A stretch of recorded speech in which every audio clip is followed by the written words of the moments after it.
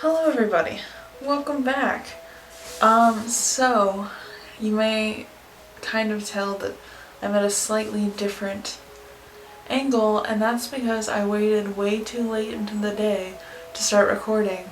So my usual spot is just like the windows coming in and hitting like half of my face, so it's super dark and there's nothing I can really do to fix that except close the window, and then it's too dark and I don't have that many lights. So we're getting this, and I hope it turns out okay because I have a lamp on my face, and yeah, I'm just gonna hope for the best here and hope that it's turning out okay. Yeah. So we're back with your favorite Storm and Fury. And okay, so normally the last couple times I've been doing this, I've been doing about 3 chapters, and I was reading this and I read only 3 chapters because I thought, oh, maybe I'll try and do that again from now on. Chapter 19 was so dense that I think it's going to take like 20 minutes to get through it, and I looked at the other 2 chapters to think, oh, maybe they're not that big, but yeah, I think I'm gonna have to do chapter 19 as 20 minutes and then do chapters 20 and 21, but I guess we'll see if I end up doing more than just chapter 19. I'll edit this intro to reflect that, but yeah, so we're just gonna get right into it. So chapter 19 starts off, and my first note is, I was right.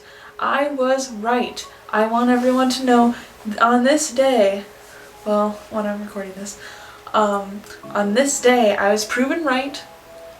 Trinity, half angel. I want us to all go and reflect on when I said this in the last few videos. I was like, oh, I think she's half angel. I was right. Boom. I'm just excited to be proven right because that doesn't happen very often, so I was right. The chapter 19 starts and she unleashes all of her grace, and if you'll remember, I left everybody on a cliffhanger last time where she just starts to unleash it, but we don't get the full effect. So I think a decent number of people just read ahead and read chapter 19, but can't say I blame them. So the chapter starts, she unleashes all of her grace and she's able to actually see in this state, which is a weird thing. Like, if you're just tuning in now and you haven't watched the last few episodes, that's fine. But Trinity is like going blind. She has really bad tunnel vision. She can't see in the dark at all. But we find out that in her angelic form, she can actually see, which is, that's like a curse, because we know that she can't be in her angelic form at all times, but this part of her body is just overtaking her human side so much that it's causing her vision to deteriorate. And it's like being able to see and then not being able to see. And it's like, especially when you can just switch into that form and be able to see again, like the fact that she has to fight that all the time is awful, because I know for me, I would have a hard time being in a human state, having hardly any vision when you could just switch. And I know she gets nosebleeds and it's really hard on her human form, but that's just awful.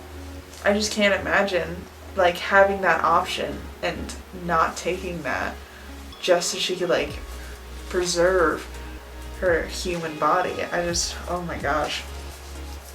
So she's showing off right now. She basically, if you don't remember what happened in the last chapter, everyone's in a group and they say something about like they don't want to babysit her in DC. So she full on shows off, pulls out the sword that she gets in her angelic form, and she's just showing off to everybody that like, oh, she's strong and powerful and she can just kill wardens at like the flick of her wrist. In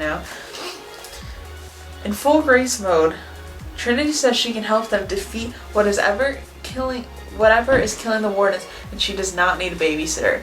Which, first of all, the fact that Zane said that was already annoying to me.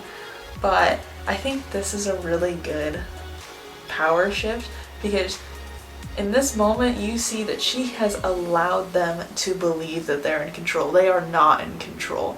And I think that shift of power is very interesting, and I love it. So, I'm good with that. I was not mad about that at all. I mean, granted, I don't think she should have shown off. I think that was a risky move. She does not know these people very well, and she still decided to just, full display her power. But I get it, and I accept it, and I love it. So maybe I'm a hypocrite in that bit, but whatever, it's fine. So by being in this human state, I already mentioned that it causes her bad vision. After that display, they have no idea what she is. Basically, everyone is confused. They see her because we've already mentioned that her entire race of the half angels, half humans are completely extinct. No one knows about them. So they're all shook. And I can't say I blame them, because I would also be shook. Yeah, because that's a lot to deal with. But Trinity reveals that she is a trueborn, and okay, this is the moment that I'm realizing I've only said this word in my head, and I've never heard it said out loud. So I say Nephilim. I feel like I should Google that. Okay, let's find out. Let's find out how that's pronounced. Oh wait, here we go. Nephilim. Nephilim. Okay, Nephilim. So I pronounced it wrong. That is what we know now. Oh, whoops. So the Nephilim. But she goes by Trueborn because she thinks it's more modern.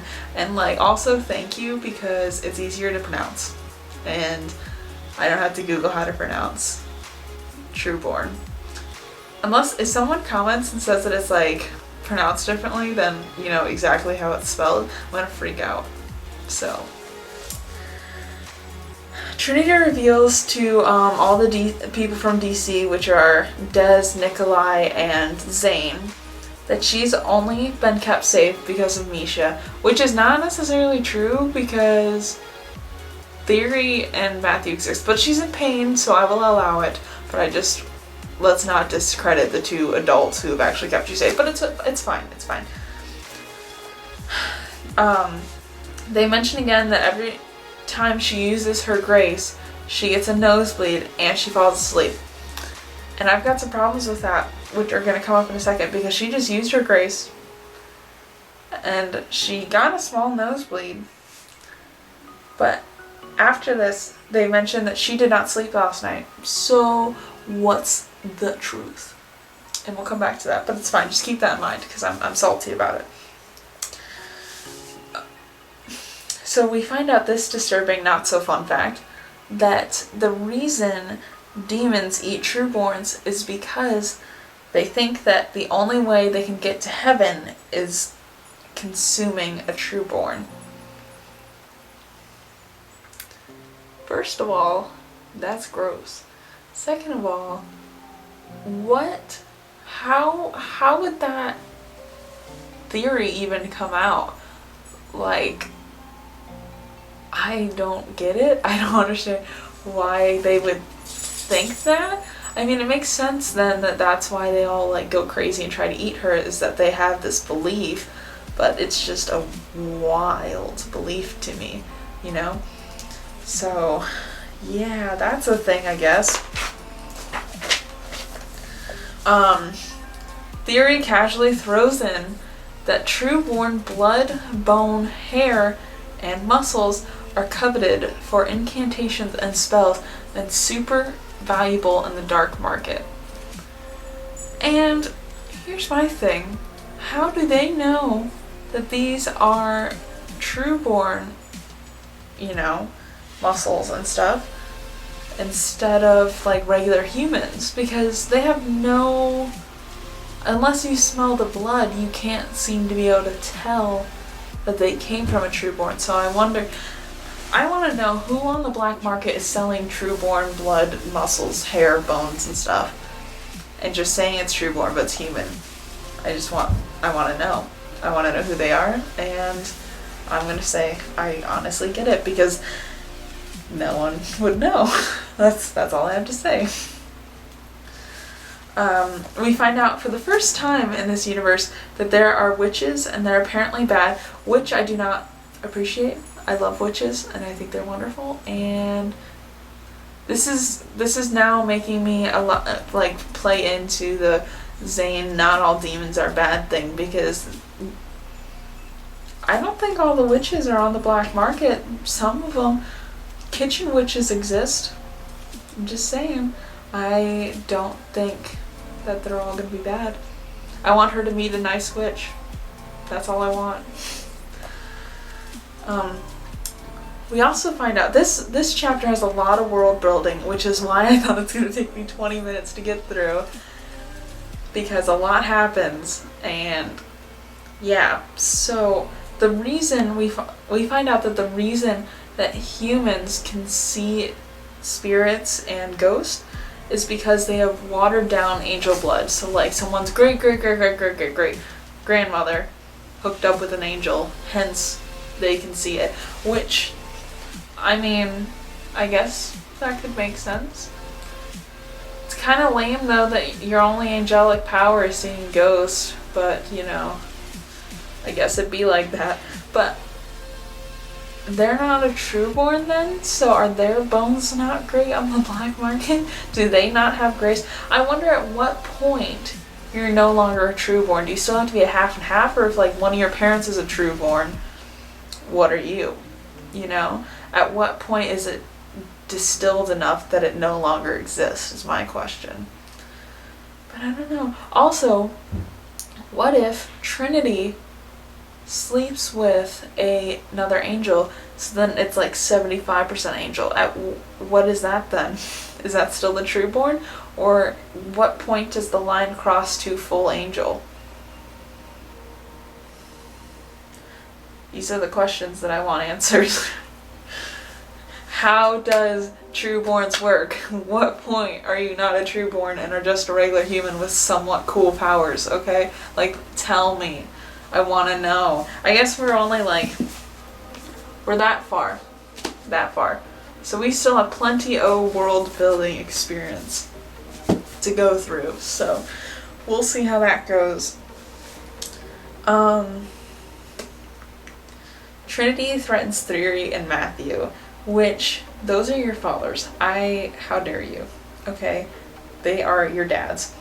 And basically says that they cannot stop her, which, one, true, but like, stop reminding them. Like, this is such, okay, in the next couple chapters here, like, we get a lot of cliches.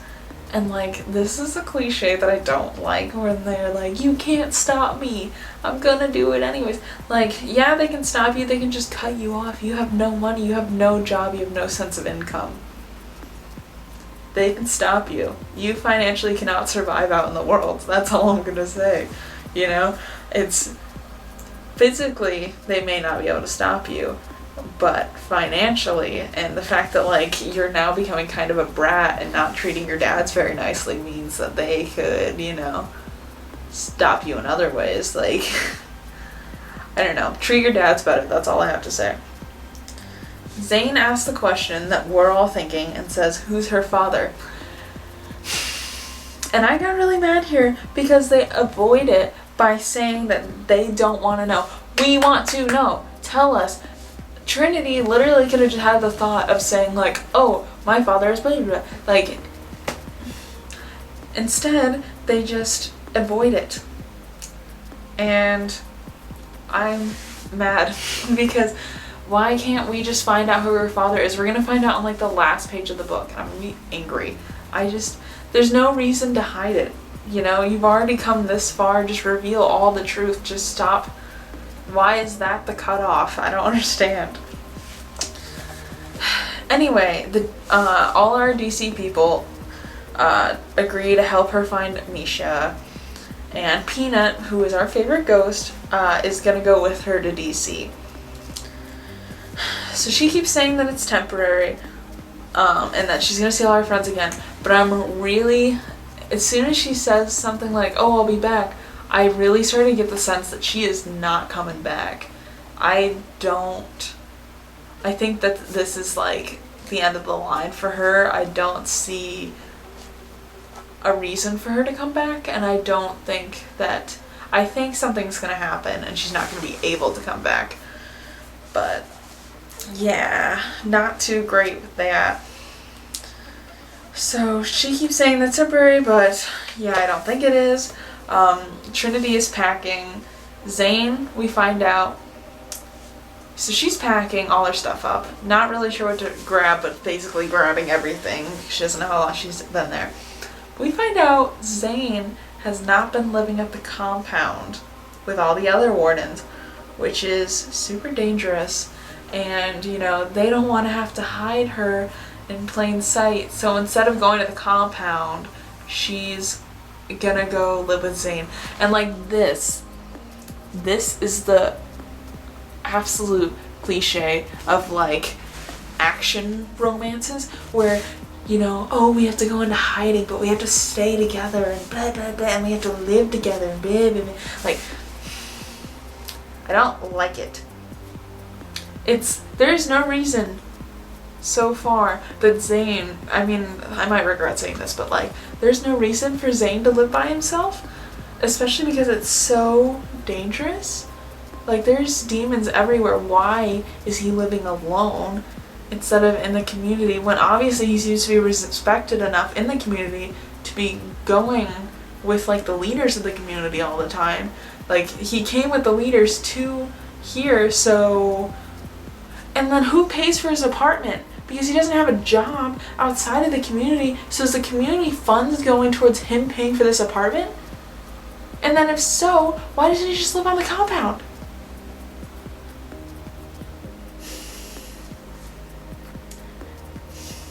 I'm confused. I don't know why, like, why does he have this apartment? It doesn't make sense to me. And I mean, I guess, like, it'll be revealed later on, but if there's no explanation for this, I'm gonna be mad, because this is weird and he should not have an apartment. And then I made a note that, can we remind ourselves that demons can sense wardens? So it's super risky for him to, you know, have his own place for no reason, away from everyone else. Like, all he needs is one demon horde and he's gone. He's dead.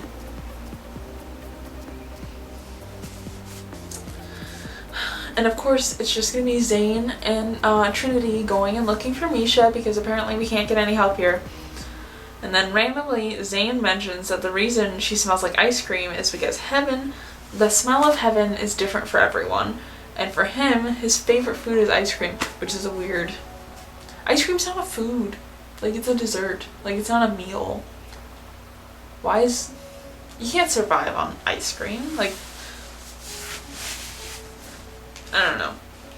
But yeah, that's weird. But it said, he didn't specifically say that it has to be a food you enjoy, it's just something makes you happy. So like, what if you like the beach is like the smell of sunscreen, what she smells like all the time? That's weird. Ugh, that's weird. Also, another thing that's bothering me is there's a passing statement of alphas, which have light that comes before them and smells like heaven, but no explanation of what alphas are. Like, what is an alpha? Do we find out more later? Because otherwise, like, are they angels? What are they?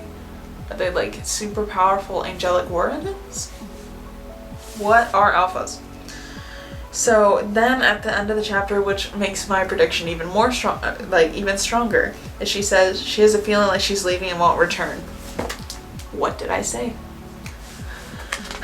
So, judging by the fact that my camera currently says 20 minutes and I'm very bad at editing, I'm guessing this video is going to take, you know, way too long, so we can't get into the next chapter, so I guess this is going to be a one chapter video. But honestly, thank you all so much for watching.